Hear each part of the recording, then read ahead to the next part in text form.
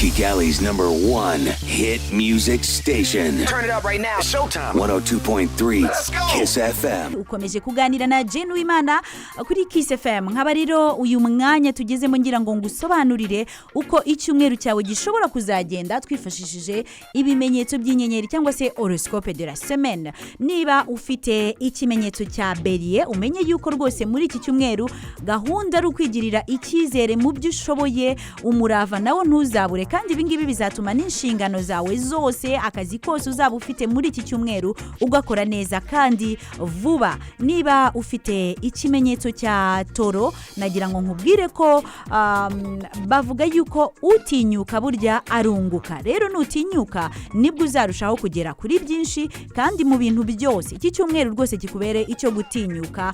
Mu rukundo ho nakubwira ko hari inkuru nziza yuko umunezero udasanzwe uragutegereje muri iki cyumweru. Niba ufite ikimenyetso cya Gémeaux nagira ngo nkubwire ko ari ngombwa muri iki cyumweru kuzagerageza guhindura ibitekerezo, kwiyitaho mu buryo butandukanye, kubera yuko mu kazi ndetse no mu nshingano z'urugo, ni ukuvuga imibereho yo ku kazi n'imibereho yo mu rugo, bizaba bigoye muri iki cyumweru ku buryo bizaguhungabanyiriza n'amarangamutima. Urumva rero ko ni byiza kuzashyiramo twa tuntu tukurangaza, twa tuntu dutuma ibitekerezo byawe bihinduka, ntukomeze gusa kuguma mu bitekerezo bya bindi by'imihangayiko. Nuko uzagerageza nyine gushaka n'ukundi kuntu wakwirangazaho gato, wakwizubaza kugira ngo ya mihangayiko ise naho igabanyutse mu mutwe wawe. Nubwo bakubwira yuko mu mibereho ya buri munsi bwo iyo mihangayiko izaba ihari nyine, urumva muri iki cyumweru ntabwo kikoroheye, ariko nakubwira ngo komera. Niba ufite ikimenyetso cya kanseri muri iki cyumweru uzabona ibisubizo by'ibibazo byinshi uzahura nabyo. Mu gifaransa bakoresheje ijambo rivuga ngo uzaba uri efficace, ni ukuvuga ngo ni wowe uzaba uri igisubizo cy'ibibazo byawe, kandi ibibazo uzahura nabyo muri iki cyumweru ntuzahangayike kuko ntuzatinye kwishakira igisubizo, kuko icyo gisubizo byanze bikunze kizaboneka. Uzaba uri efficace, ni ukuvuga ngo nta bibazo bikurenze bizabaho. Nyine urumva ko bitazabura kubaho, ariko nyine byose ni wowe uzaba ubibonera igisubizo. Ubwo rero niba ufite kimwe muri ibi bimenyetso Bélier, Toro, Gémeaux cyangwa se Cancer, nizere yuko nawe wabashije kumva uko icyumweru cyawe kizakugendekera. Abandi namwe ni mu kanya gato nkomeje rero kugusobanurira ku bijyanye na horoscope yawe y'icyumweru, cyangwa se uko icyumweru kizakugendekera twifashishije ibimenyetso by'inyenyeri. Niba ufite ikimenyetso cya Lion muri iki cyumweru rwose gerageza gufungura amaso, nturangare na gato, kubera yuko ushobora kwibasirwa n'ubujura. Ubujura rero buzaba mu buryo butandukanye. Ibyiza ni uko wacungira hafi ibyawe muri rusange, ntuzibagirwe cyangwa ngo ube wayoberwa aho wabitse inyandiko z'ingenzi, kuko ibi bishobora kuzakuviramo uko kwibwa. Ni ngombwa rero gucunga cyane. Hanyuma abafite ikimenyetso cya Vierge, iki cyumweru rwose gishobora kudatangira neza, ariko uzagisoza neza, humura. Gusa mu kazi ho hazaba harimo ibibazo bitandukanye bizagusaba kwirwanaho n'imbaraga zidasanzwe. Humura, ariko nanone nukoresha izo mbaraga zidasanzwe rwose n'urugamba byizewe yuko uzarutsinda. Niba ufite ikimenyetso cya Balance, ubu ngubu ijuru ryawe rirakeye muri iki cyumweru rwose ni sawa. Imbaraga z'inyenyeri zitandukanye zizagufasha kugira icyizere ndetse no kudahangayika, ariko ntuzanatinye rwose kuba wagira ibitekerezo bishya, ibitekerezo bivanze bijyanye no guhanga udushya, bishobora kuba birimo wenda ubuhanzi cyangwa se n'indi mishinga. Ubu ngubu ni igihe cyo kuba wafata iya mbere ukazana ibyo bitekerezo bishya, ugatangira kuba wabishyira mu bikorwa, ntacyo rwose bitwaye. Hanyuma abandi nabwira n'abafite ikimenyetso cya Scorpio muri iki cyumweru. Muri iki cyumweru rero niba ufite ikimenyetso cya Scorpio, ngufitiye amakuru meza ko ibintu byose bizakorohera, bizakugendekera neza mu buryo budasanzwe. Uzajya wumva ufite za mbaraga zishobora no kuba zaterura imisozi rwose, ufite imbaraga zidasanzwe. Gusa nanone ntuzatinye kuba wafata gahunda ku buryo nawe ugira igihe n'igihe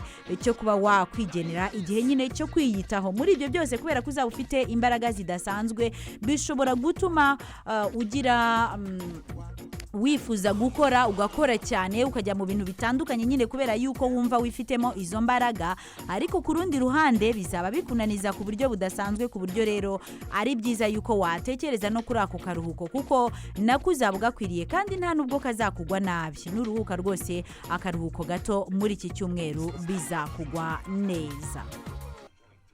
Nagira ngo nkubwire uko icyumweru cyawe kizakugendekera. Niba hari ibimenyetso bine bisigaye, niba uri Sagittaire cyangwa Capricorne cyangwa se Verseau cyangwa Poisson, ndakubwira nyine uko iki cyumweru kizakugendekera, uko horoscope yawe y'icyumweru yifashe.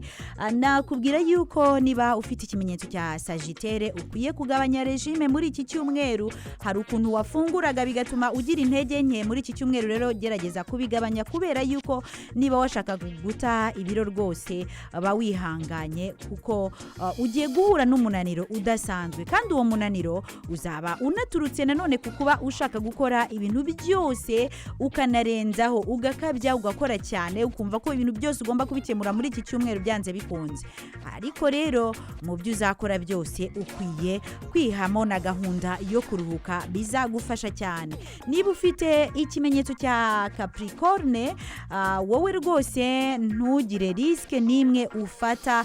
Gutinyuka burya biba ari byiza, ariko nanone ku rundi ruhande ubu byihoreye wowe bitewe nyine nuko iki cyumweru cyawe nta mahirwe ufite, haba mu kazi kawe nta mahirwe ufitemo. Ushobora gutinyuka ugasanga bitumye ibintu bigenda nabi kurushaho, haba yewe no mu bijyanye n'amafaranga naho nta mahirwe ufitemo. Urumva rero yuko ari byiza kuba uretse kuba watinyuka. Ubuzima bwawe mu bijyanye n'amarangamutima nabwo ntago buzaba buhagaze neza muri iki cyumweru. Reka turebe abafite ikimenyetso cya Verseau. Uyu mwanya rwose wowe n'uwawe gushyira mu bikorwa n'imishinga ushaka yose, kubera yuko inyenyeri nazo ziguhaye amahirwe ku bijyanye n'amafaranga.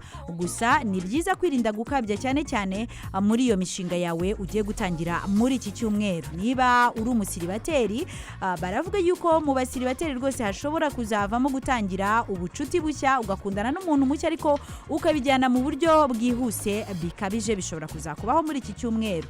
Ku bijyanye n'ubuzima, iki cyumweru ni byiza gukoramo imyitozo, gukoramo siporo.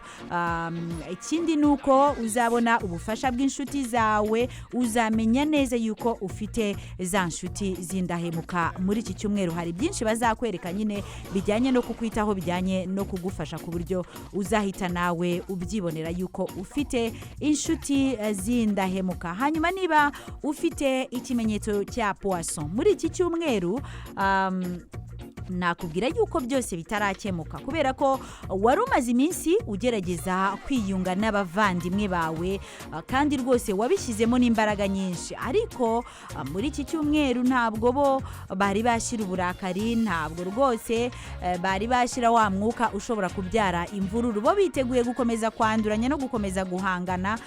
Ubwo rero kuri wowe urumva yuko nta kirakemuka. Icyakora ku kazi ushobora rwose kuzafata icyerekezo gishya. Hari byinshi uzahindura, ushobora nko kuzahitamo nk'abafatanyabikorwa bashya, kandi muri iki cyumweru ufite n'amahirwe rwose, amahirwe azaba hari. Ubwo rero mu kazi ho nta mpungenge zihari. Wenda urumva yuko impungenge zishobora kuba ku bijyanye n'imibanire yawe n'abo muri famiye yawe na za nshuti zawe za hafi, kubera yuko arizo nyine zigifite gahunda yo kuba zabaho mu buryo bwo kwanduranya. Ariko mu bijyanye n'akazi ho urumva yuko ari sawa cyane rwose, byose ni byiza cyane. Muri iki cyumweru nanone hari ikindi navuga yuko kimeze nka surprise kigutegereje, nuko ushobora kuzahura n'umuntu w'ingirakamaro. Umuntu w'ingirakamaro mvuga ashobora kuzaba wenda ari umukunzi, ari umuntu uzahindura ubuzima bwawe muri iki cyumweru. Rero umuntu mushya muzahura rwose uzabizirikane, uzabyibuke yuko uwo uwo muntu ashobora kuzaba ari ingirakamaro cyane mu buzima bwawe. Gusa hari ikindi kizakubaho nuko uzananirwa cyane mu mutwe. Hari ukuntu umuntu aba yumva ibitekerezo mbese uko amerewe mu mutwe ananiwe. Ibyo ngibyo rero bizakubaho. Ubwo rero mu byo uzakora byose, yaba ari iyo mishinga, zaba ari gahunda zawe za buri munsi, ntuzibagirwe gushyiramo kuruhuka kandi kenshi gashoboka.